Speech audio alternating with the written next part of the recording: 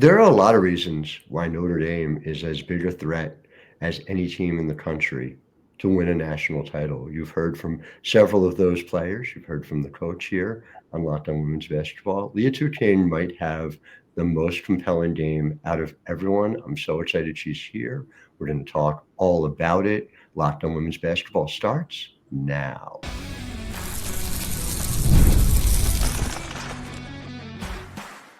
You are Locked On Women's Basketball, your daily podcast on women's basketball. Part of the Locked On Podcast Network, your team every day. Hi there, everyone, and welcome to Locked On Women's Basketball. I'm your host, Howard Megdal, and I want to thank you for making us your first listen every day. Over 300,000 of you showed up in February 2024 alone. We reached our all-time high, but you've been doing that for months and months for us, the way we show up for you 6 days a week. Of course, it is not just me, it is the incredible team across the board covering women's basketball at The Next. At thenexthoops.com, we have over 100 reported pieces every month dedicated to the past, present, and future of women's basketball. Go ahead and sign up, subscribe. It's $9 a month, $72 a year. You get all the pods, you get all the stories just delivered right to your email. That money goes into the pockets of the people doing the work. We know this work matters. thenexthoops.com. And during our time at The Next, we've had the privilege of covering Liatu King in a multitude of ways. Over at Pitt, where she was a shining star in her hometown.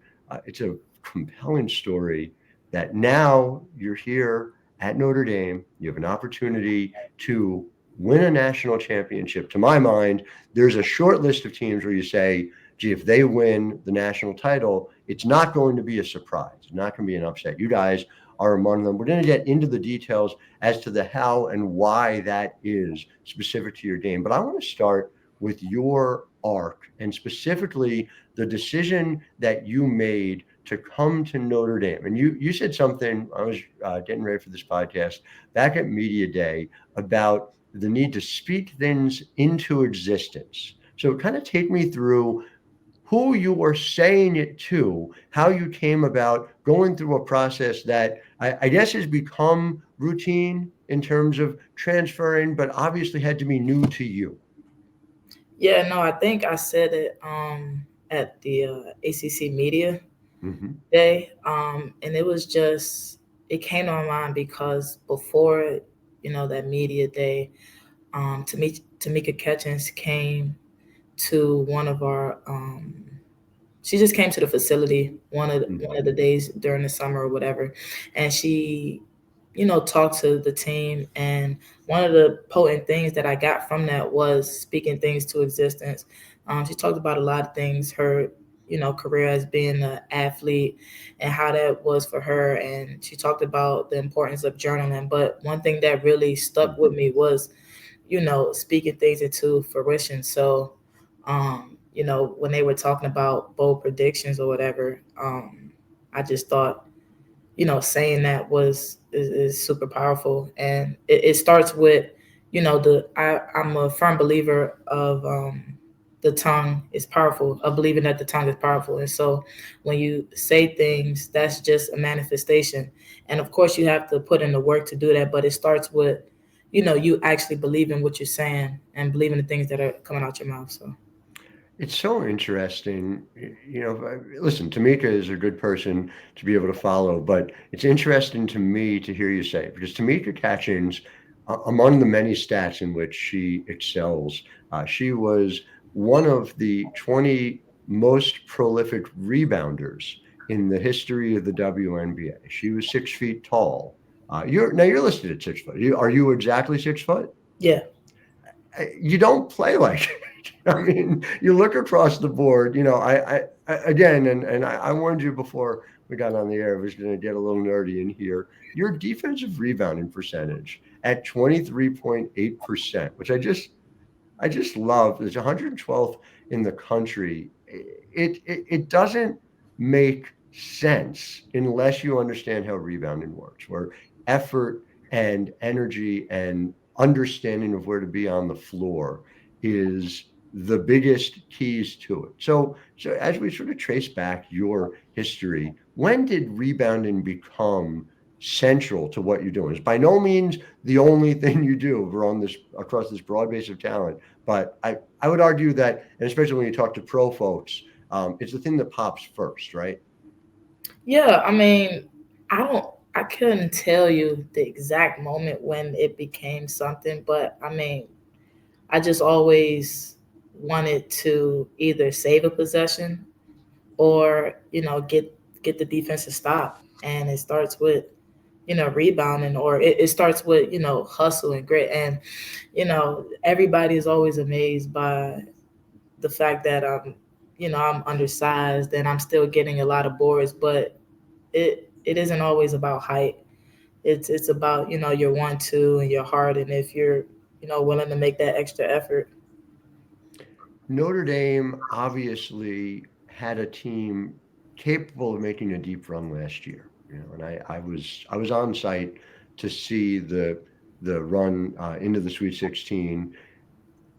Ultimately, rebounding was ultimately the difference in that game, right? And so when coach is starting to look around about ways to, let's say, fill the missing pieces in the roster, I just talked to so many folks who were just like, oh, no, she's perfect for this. I wonder how quickly you felt that as well as you were evaluating what you wanted to do here in this season of college hoops.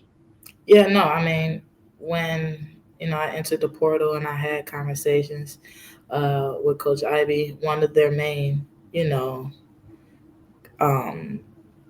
of the main things that they talk about was rebounding. And I know that was something that I could bring to the team that would help the team become better, and that would ultimately keep me on the floor.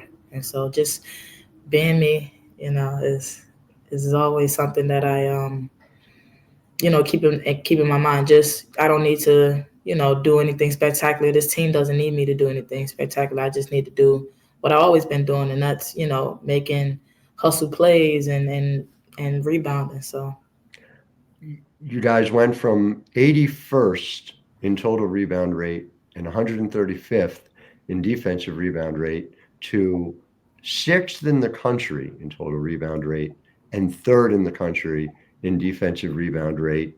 Again, with your addition there, making such a difference. And it's easy to say, gee, it's X number of rebounds, but you watch you guys play, and again, on box outs, everyone's got to pay extra attention to you, and that creates other opportunities. Yeah. And it really is this sort of knock-on effort. Is it the thing, because again, your defense, your ability to distribute from the position that you're in, is it the thing you take the most pride in? Yeah, for sure. One of the things, like you said, because on every scouting report, it's like, rebound, make sure you box her out. So maybe now teams are sending 2 people to me. So it just helps clear up space from, my other teammates. And I'm just happy to, be a key contributor in some type of way on this team, because this is a loaded team that I'm a part of. To make the decision, again, you were a star of stars at Bishop McNamara. You're pride of Pittsburgh in all these different ways. What was it just like personally and emotionally to leave, at least for a time, your hometown, where you've played your whole life, to come and do this? Take me through that. Yeah, no, I mean, it's all change. Change is scary. Change is scary. No one wants to do it, but I think to get to where you want to go, to become a better player, it has to be inevitable. And so that was kind of the thought process for me. When I decided to enter the portal, I had to make decisions. I can stay here and be comfortable, or I can go somewhere else and, be a part of something special. And ultimately, the decision came to, coming here, and you see now, like, I'm a part of something special. And this is what I wanted to do. I wanted to be able to play in March. I wanted to be able to go deep in the tournament and just, again, be a part of something special. And, so far it's been great. And, I really wouldn't want it any other way. I'm so appreciative of every step that I've taken to get here. And, I wouldn't say I regret anything, and just everything happens for a reason, and, I actually talked about it with a peer of mine. I was like, when there was a coaching change my junior year, I could have left. And, I thought about leaving because that was the coach that recruited me. And, it was a lot of changes in the athletic world at Pitt, And so, but, once that new head coach came in, we had a conversation, and, I felt comfortable with what he was telling me. He asked me if I wanted to be that go-to player at Pitt, and, it would be a lot of responsibility, but I was willing to take that on. And, I just think the way that I was able to perform my senior year was, obviously the stats show, but it was much better than my junior year. And I just don't think I would have been in a position, to do what I was able to do in the portal come after my senior year versus after my junior year if I would have left, after the coaching change. So that's why I say everything happens for a reason. I'm where I need to be. So it's remarkable. And again, I don't know how to say it other than this. Liatu King is your favorite player's favorite player. The people who know, who watch, who see what she's doing, listeners, understand who she is. So we have a lot more to get into. I want to get into the weeds of that, and also just the way in which this Notre Dame team ticks. So much more to come right after this. I'm Howard Megdal. You're listening to Locked On Women's Basketball. Locked On Women's Basketball is brought to you by OpenPhone. Running a small business means you're wearing a lot of hats. Your personal phone becomes your business phone. Before you know it, you're juggling customer calls day and night. As your team grows, it becomes impossible to manage everything with just your personal number. That's where OpenPhone comes in. It's the #1 business phone system designed to help you keep your work and personal life separate. For just $15 a month, the cost of just a couple of cups of coffee, you get complete transparency and visibility into everything happening with your business phone number.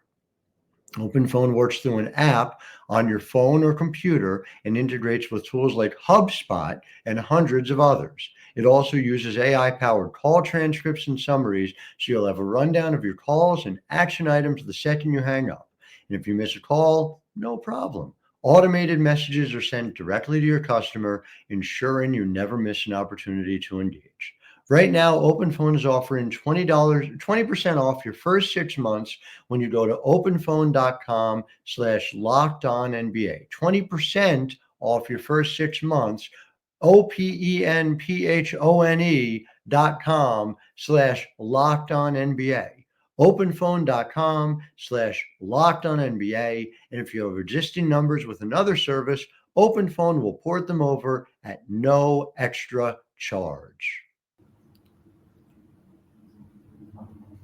Howard Megdal here, back on Locked On Women's Basketball. Liatu King joins me from the Notre Dame Fighting Irish, a juggernaut for those of you who have seen them this year. If you haven't, I feel a little sorry for you because it's a fun team to watch. And one of the players who makes it fun, New Jersey's own Hannah Hidalgo, said this to me about you, which is very simply that everything that we do happens because of her.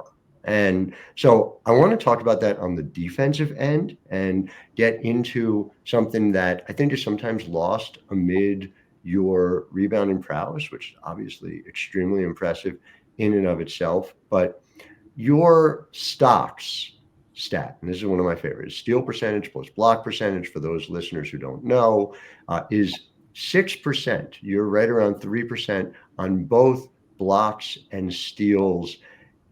It's hard to come up with a better measurement of being able to wreak havoc on the defensive end. And as you chose Notre Dame, two things, right? First of all, how much does the fact that Coach Ivey is so much a defensive coach play a part in it? The fact that Hannah is a star who obviously scores a lot, but her steal rate being off the chart, is a thing that people sometimes miss. Did that play a part in you thinking, this is not just a chance to play in March, this is a chance to play in March with my style of game? Yeah, I mean, like you said, Coach Ivy's, she plays. I mean, like, yes, we're a very good offensive team, but defense is where, you win championships. And, she harps on that a lot during practice. And honestly, like, Hannah's the head of the snake. And when you have somebody like Hannah on your team that has that motor, it's like you got to get with it or you get left, And so when she's going, it gives, at least for me, it gives me energy to lock up my defender to get that extra stop to, got to know my personnel. Is it a long closeout, short closeout, stuff like that? And so, I mean, it's just something that we work on in practice, and, we're always keening and honing in on, rotations and helping the helper and stuff like that. And so I would say it's just repetitive knowledge. Once you, like when you're a baby, right? When you get told to do this thing multiple times, it starts to become like second nature to you. And so that's what it really is. I hear you. I understand that it becomes second nature. It's hard to believe though that it becomes so intuitive, but it's clearly what you guys are doing again and again. There's obviously a tremendous amount of basketball skill. There's obviously a lot of instruction that goes in. I mean, Coach Ivy's staff is legendary, top to bottom. I know. There has to be a communication factor to it as well. Every good defensive team, every great defensive team, you mentioned Tamika Catchings. I remember that Indiana Fever team. There was there wasn't an extra step required. They knew where they were on the court. They were able to do that. How does that happen? And specifically, how do you do that so quickly with what is effectively a new group? Did you have a moment where where it felt like it clicked into place? Again, with repetition, I think so we played a lot of pickup in the summer. And so I think that helped us with just knowing each other's tendencies, because it wasn't a relatively new group. It was just, just three newcomers, me, Liza, and Kate. But, getting to play up and down with the team and learning our tendencies, I think definitely helped with the communication piece and just also learning each other's tendencies. Probably useful not to have that player who scored 34 against Notre Dame last year having to face. Yeah. Probably helps too, having you on the other side. But, to sort of dig into that a little bit as well, because this is a team, like you said, it can do it all. This is as of the recording of this moment, you're third in the nation in defensive points per possession, but you're fourth in the nation in offensive points per possession. And I think that part of your game is sometimes overlooked as well. The thing that I love, I spend my time doing this, which is, again, why I am such an obvious basketball nerd, I'm afraid, but as I go to CBB Analytics and I look at shot charts, that's how I like to spend my time. You are shooting 71.7% at the rim this year. And just an absurd ability to finish. Again, I know people talk about it all the time, but you go back at 6 foot tall, to be able to be that efficient at the rim, those are the numbers that the 6'5", the 6'6", the 6'7" women are being able to put up. This is also, again, to your point, a major jump in your game. From junior year to senior year at Pitt, we saw a big jump, and now we've seen another jump here, a quantum leap, I would argue, even from last year when you were obviously efficient and at 62% at the rim. What is that? Is that strength? Is that offensive scheme? Take me through sort of how you got to that point as a player. Well, first of all, I didn't know that. Second of all, I wish it was higher. Third of all, I think my teammates giving me the ball in a position, or trusting me to make finishes, giving me the ball in a position to make easy moves. In practice a lot, I work with, before practice, I work with my position coach, and we're working on like counters and stuff. More recently, teams have been putting their bigs on me. Mm-hmm. And so my position coach and we talk about like counter moves and just, not settling and going to the basket. And so again, like everything all roads lead back to repetition, and so when you're repping that out and it comes to game time, it's like second nature. It's like, oh, this is easy. And another thing to add to that is also I get out and run a lot in transition, and so if I'm not getting a rebound, I'm going and running, and I'm trying to get easy buckets. And so that's really what it all, that's really why those numbers are what they are, because we're able to run and get easy points.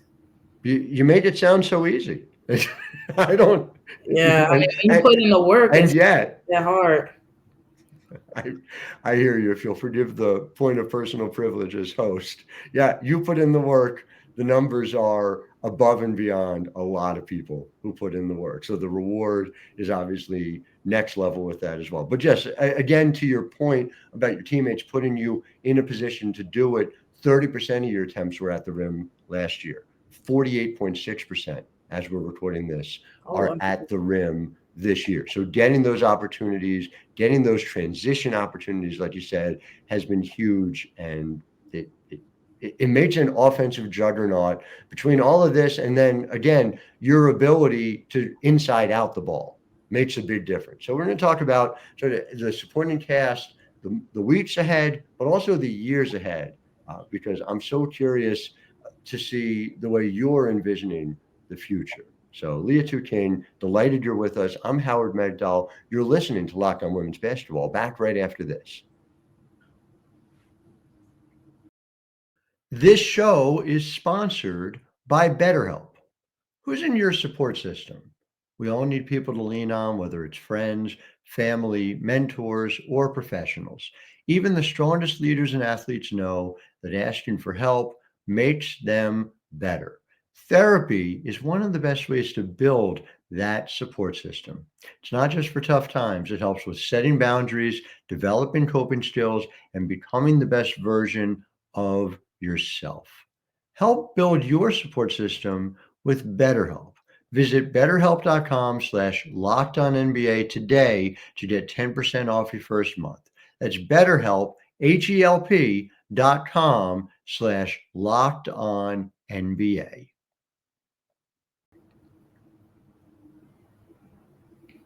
Howard Megdal here, Locked On Women's Basketball. Liatu King of Notre Dame, a team you can reasonably expect to see in Tampa in just a few weeks. I know that's part of the goal, is to come and win a national championship, but then you've spoken into existence.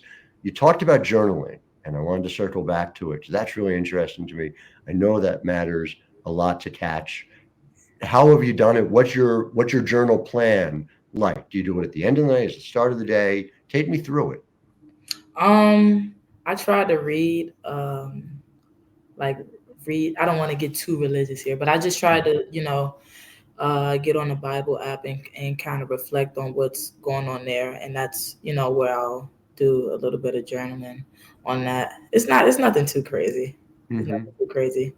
But it helps center you. Yeah. Talk about what I'm appreciative of, goals, and yeah, that's really it. And so the goals, again, like goals too. It's nothing. Right. It's not like it's nothing too forward or too futuristic. It's what I'm appreciative of today, and or who I'm appreciative of that day and stuff. If you don't mind me asking, can you tell me something today? A goal you have today, an appreciation of today. A goal I have today is to be better in practice. We didn't do what we needed to do, at NC State, and so just coming to practice with open mind and just being a sponge and seeing what they have for us. No doubt you'll succeed in that. And so in these weeks ahead, it's got to be something of a challenge to simultaneously be in the moment and also realize that the days are drawing down to just a few. How do you push yourself to appreciate the moment, to sort of as you have sort of your lasts, X, Y, and Z, to mark them along the way?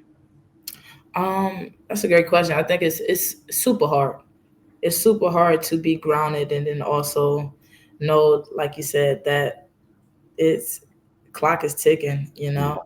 But I just think when you are present and you enjoy the people around you, your teammates, your family, your friends, coaches, when you enjoy them and you know embrace them, I think that's when at least I'm at my best.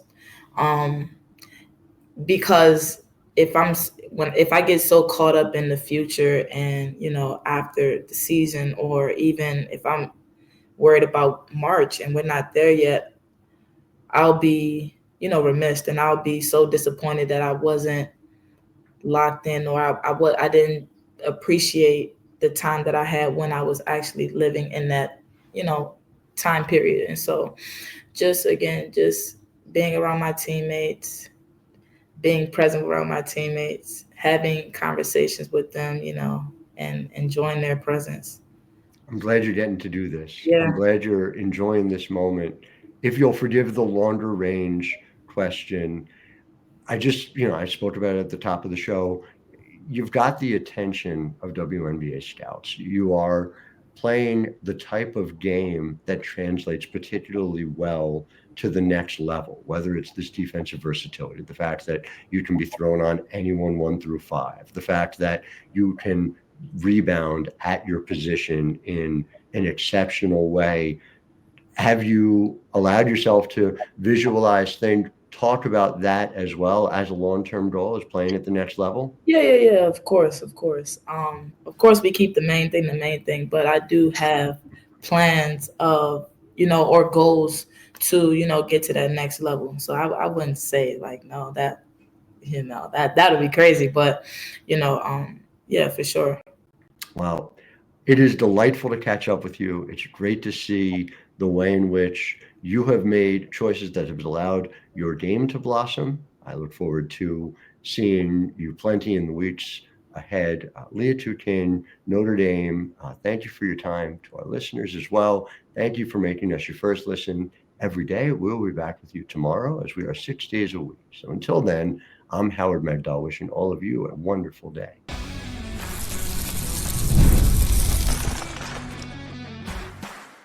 You are Locked On Women's Basketball, your daily podcast on women's basketball. Part of the Locked On Podcast Network, your team every day.